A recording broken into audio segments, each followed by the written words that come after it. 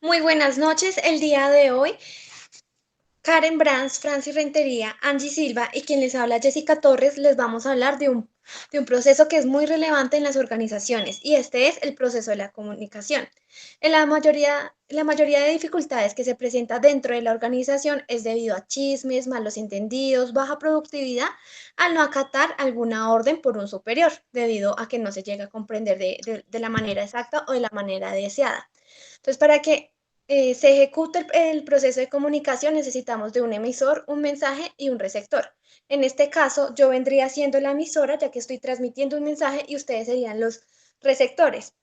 Entonces, para que haya éxito en la comunicación, necesitamos de una transferencia y la comprensión del mismo. Si no hay comprensión, no llega a haber una comunicación asertiva. Entonces, es por esto que entendemos que la comunicación es aquel proceso donde uno transfiere información, sentimientos, pensamientos y cualquier otra cosa que pueda ser compartida dentro de un contexto social. Adicional a ello, tenemos que diferentes autores nos dan una definición de la comunicación. Una de estas es que la comunicación es un fenómeno que se forma de manera natural dentro de la organización y es el más importante de las relaciones sociales. Adicional a ello, también tenemos que es como una disciplina que se enfoca en estudiar los procesos de comunicación dentro de las organizaciones. También es el conjunto de técnicas y actividades que agilizan el flujo de mensajes dentro de las personas que se encuentran en la organización. Bueno, vamos a ver que la comunicación la podemos ver de dos formas dentro de la organización. Una de estas es la comunicación horizontal, es decir, que se realiza entre personas que ocupan el mismo nivel dentro de un organigrama. Un ejemplo de esto podría ser un grupo de personas que estén dentro de cierto departamento se comunican entre ellos.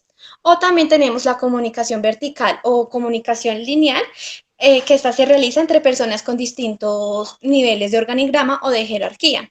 Entonces es cuando un jefe de área establece una comunicación como con el gerente o el subgerente de la empresa o de la organización. Entonces vamos a continuar con el otro tema. Buenas noches para todos. Bueno, básicamente les voy a hablar sobre la ventana de Johari. En ella, pues es como una herramienta o un procedimiento que permite establecer una mejor comunicación interpersonal.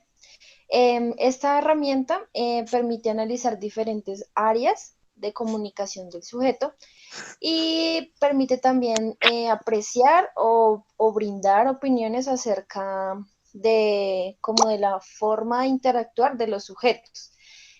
Básicamente el ejercicio consta de abarcar ciertas áreas del sujeto como, y se denominan áreas públicas, área ciega, eh, área desconocida y área oculta. Bueno, yo me voy a centrar en el área pública. Quiero comentarles que el área pública está relacionada al momento en que los sujetos comienzan a relacionarse, pues inicia, como bien sabemos, un intercambio de pensamientos, opiniones y demás concepciones del mundo. Les vengo a explicar la ventana de Johari dentro del área pública. Entonces, está relacionado con el momento en que una persona ingresa a un grupo y empieza el intercambio de pensamientos, de opiniones y demás concepciones del mundo. Esto permite crear un ambiente de confianza dentro de la organización. Esta área es muy importante en la organización debido a que crea confianza y crea motivación al momento de trabajar en equipo, ya que se tiene como la ventaja de liberar tensiones, porque se ha creado un ambiente de confianza dentro de la organización. Esto permite que el sujeto o los individuos de la organización proyecten un mayor desempeño en su labor debido a que no tienen temor ni tensiones al momento de expresar sus ideas o emociones.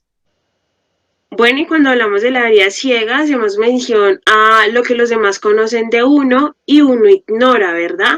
Entonces, pues es esa información que otras personas obtienen y que esas personas pues asumen tras la postura que damos nosotros tras lo que transmitimos, ¿cierto? Entonces es como esos comentarios que nos llegan después o que alguien nos hace saber por acciones o actitudes que nosotros hemos tenido frente a las personas, ¿cierto?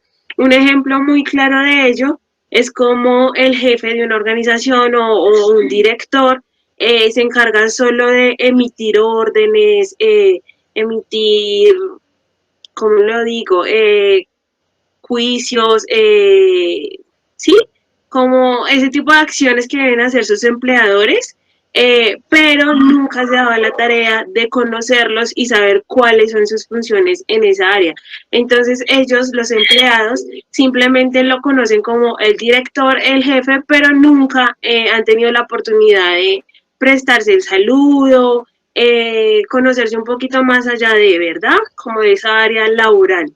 Por otro lado, tenemos lo que es la área oculta y esta área pues nos hace como referencia a lo que uno como persona conoce de sí mismo, pero no le transmite a los demás, ¿cierto? Entonces es como eso que nosotros preferimos evitar, contarle a los otros para como que no haya una divulgación de la información y darle paso hacia las otras personas para que ellos tengan opiniones sobre pues nuestras metas, proyectos o lo que sea que uno quiera como mantener empleado, ¿verdad?